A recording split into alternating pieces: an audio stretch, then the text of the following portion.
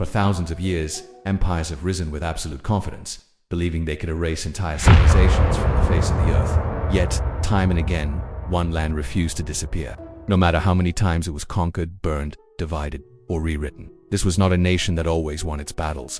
In fact, it lost many of them. But what makes this story so terrifyingly unique is what happened after those defeats. Because in this land, the conquerors did not remain conquerors for long. They became something else. The Iranian plateau, a vast and unforgiving landscape of deserts, mountains, and harsh climates, stood at the crossroads of civilizations, connecting east and west, trade and war, ambition and survival. And because of that, every great empire eventually came here.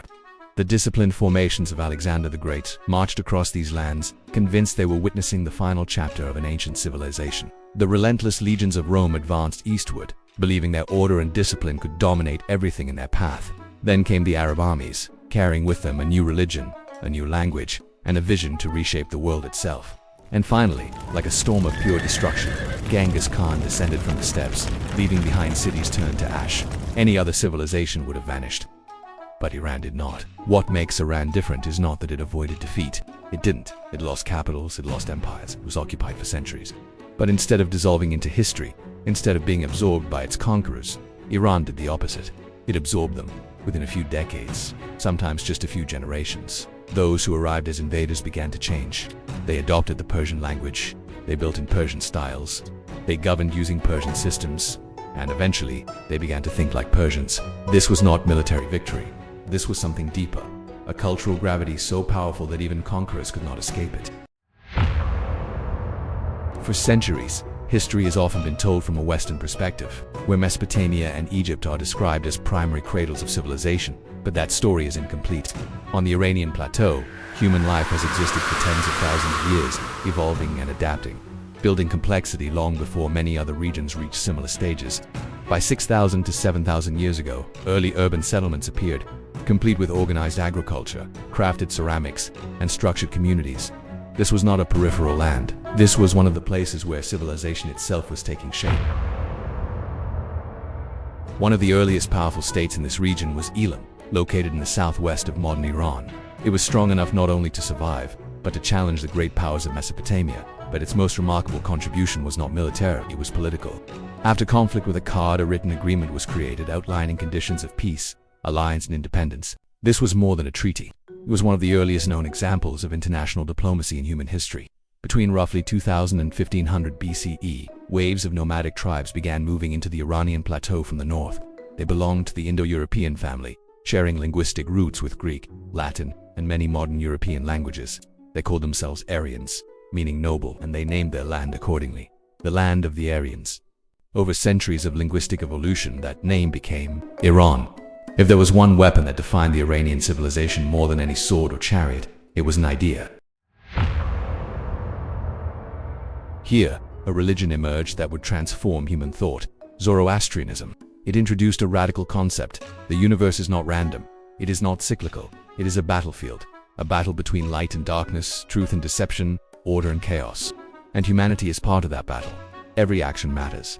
Every choice has weight. But perhaps its most profound impact was something even bigger. It changed how humans understood time. For the first time, time was no longer seen as a repeating cycle. Instead, it became a straight line, a beginning, a progression, and an inevitable end, the final confrontation between good and evil, a judgment, a conclusion to history itself.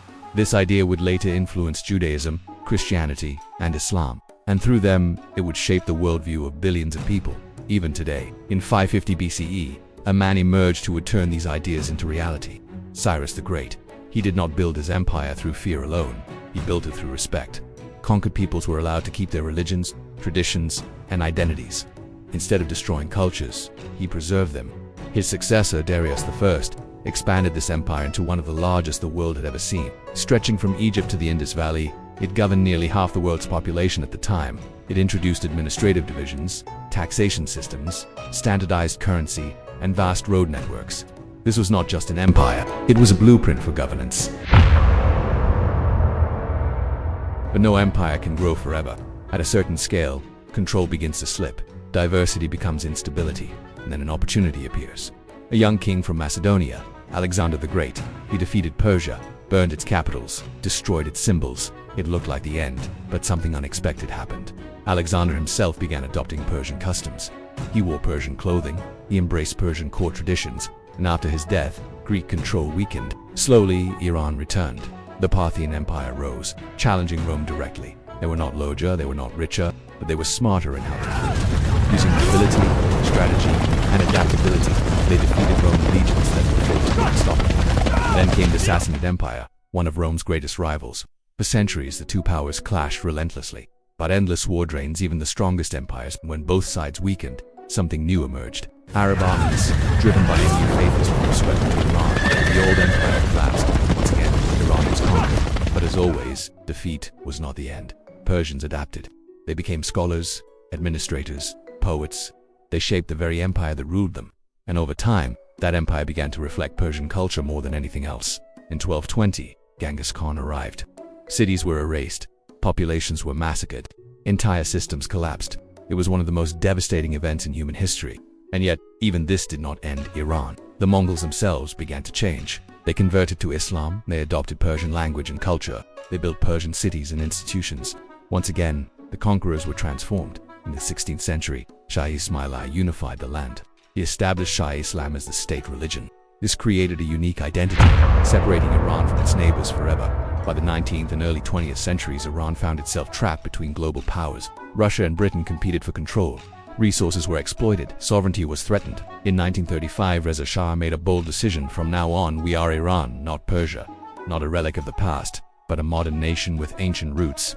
After the revolution of 1979, Iran transformed once again. Today, two images exist at the same time. Iran associated with politics, conflict, and tension. Persia associated with beauty, poetry, and myth. Two names, one reality. Across more than 5,000 years, Iran has never truly disappeared. Because its strength was never just military. It was cultural, psychological, civilizational. It could lose battles, but still win the war that mattered most, the war of identity. And maybe the greatest battle Iran is fighting today is not against other nations, but against how the world chooses to remember it.